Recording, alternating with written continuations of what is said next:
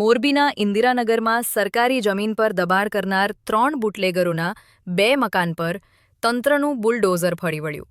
સરકારી જમીન પર દબાણ કરનાર બુટલેગર લીલાબેન અવચરભાઈ સનુરાથા, વાલજી ઉર્ફે વાલો શામજીભાઈ બાબુભાઈ જંજવાડિયા તથા મનસુખભાઈ હનાભાઈ ચાવડાના રહેણાંક મકાન પર ડિમોલેશન કામગીરી હાથ ધરી દબાણ દૂર કરાયું. રિપોર્ટર વિશાલ Sejpal, Morbi.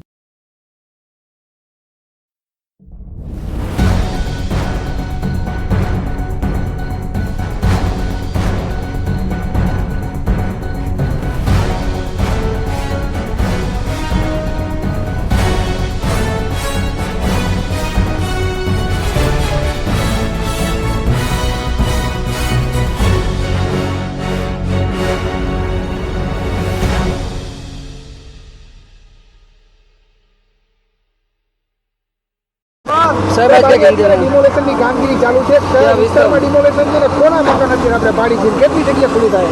Morbi city B division police station વિસ્તારમાં ઇન્દિરાનગર ખાતે અત્યારે સરકારી ખરાબામાં જે જગ્યા આવેલી છે એમાં જે ગેરકાયદેસર બાંધકામો કરવામાં આવેલ છે, જેમાં અસામાજિક તત્વોએ બનાવેલા મકાનો ઉપર ડેમોલિશનની કાર્યવાહી હાથ ધરવામાં આવેલ છે.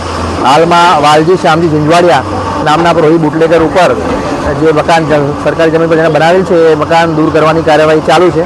આ મકાન જે 100 ચોરસ મીટરમાં હતું અને ત્યારબાદ મનસુખ ચાવડા કે જે આ જ વિસ્તારમાં રહે છે, જે માથાભારે ઇસમની યાદીમાં આવે છે, તેમનું 250 ચોરસ મીટરનું મકાન જે છે એના ડિમોલિશનની કાર્યવાહી હાથ ધરવામાં આવનાર છે.